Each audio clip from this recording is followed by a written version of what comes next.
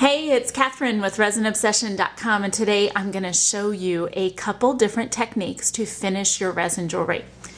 You may notice sometimes when you make resin jewelry that you'll get edges on the jewelry, and they're little sharp edges or they're a little unsightly, or as in the case of these, I over poured them so you can see you had some resin spillage out the side of your mold and you get these unsightly tags.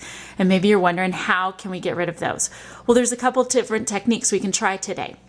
Now these earrings, you can see the outside shape of these looks really good, but what the problem comes with, let me zoom in a little, is actually that we've got these sharp edges where the resin worked its way up the side. So the way I like to get rid of these is to actually sand them down. And when I sand resin, I like to start with a 400 grit wet, dry sandpaper. Do it on a flat surface, and when you sand, you want to make sure that your sandpaper and your surface is wet. And the reason I like to do it this way is because I want to make sure I get an even sand all the way around. If you just sand one edge at a time, you may sand off more than another. And so when I do this, I put the resin down and I just go around in a circle and kind of change my direction from time to time, rotate the piece around just to make sure you stay even, and then pick it up and just see how much you've sanded off. So we're making a little bit of progress, and just keep sanding till you get what you like. If you want to completely sand it back, obviously take it down as far as you would like to go. If you just want to take off the edges enough so it doesn't, hurt yourself when you're wearing your earrings, then that's fine too. Certainly it's a personal preference.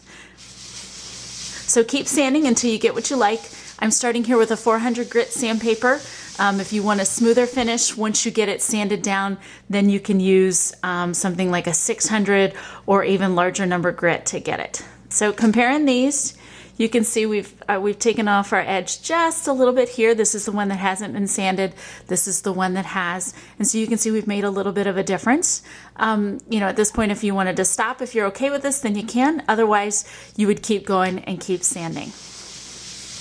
Now, you're probably wondering, what do we do with the ones that are overfilled? And what we're going to do here is there's a couple different techniques that we can employ to get these all cleaned up. So you can see right here we've got some really big pieces where we've kind of over poured. Well, the first thing I would tell you is just take a pair of heavy-duty kitchen shears and just trim them. And you want to get as close as you can without, distorting your circle. But just go ahead and trim them off and work your way around.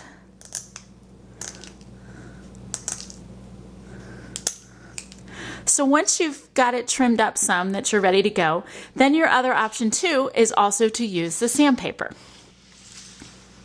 Now when you're doing the sandpaper technique, once again, don't sand for a little bit and then turn and don't sand for a little bit. You want to keep it moving, and that's because you want to make sure you don't have like the stop sign look to your earring. So as you sand, kind of hold it and turn it at the same time. Resin is very soft, so it won't take but a few swipes to start taking off some good resin. So you can see right here, we've already got, starting to get a nice edge here. And you just want to keep working your way around, obviously, until you get it the way you like it. Now, as you can see here, though, we've got some pieces here on the inside, and you may be wondering, how are we going to get that off? Well, same concept. You can do that. You can pick up your wet, dry sandpaper and try and go on the inside like that if it's just a little bit. Or since there's a little more that's going to take a little longer for us to get off, we can do something like use a flex shaft. So using a flex shaft to drill off some resin is a great way to get a lot off in a hurry. So before you get started using a flex shaft, you want to make sure that you are wearing safety goggles, and you also want to make sure that you're wearing a dust mask because you don't want to breathe the resin particles. So the attachment I'm using for my flex shaft today is actually a piece that is split lengthwise, and I've fed a piece of 600 grit wet dry sandpaper onto this edge. And what I'm going to do is hold the flex shaft in my palm using my thumb as a brace, and I'm going to go along the inside here to take off some of these rough pieces you can see that I've got cast.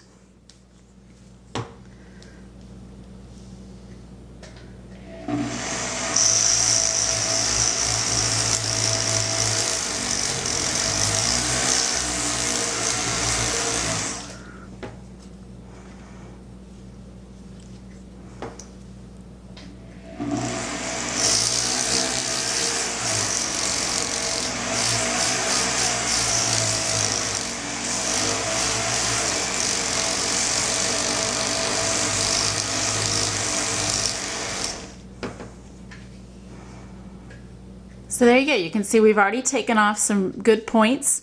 If I were to keep going, I'd go ahead and take those off there and those there, but really it's a personal preference.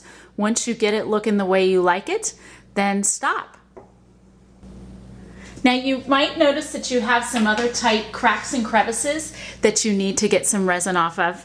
A couple of my other favorite tools are a heavy-duty nail file.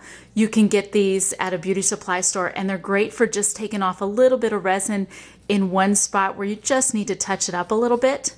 The other thing I really like too are these diamond needle files. These are small files.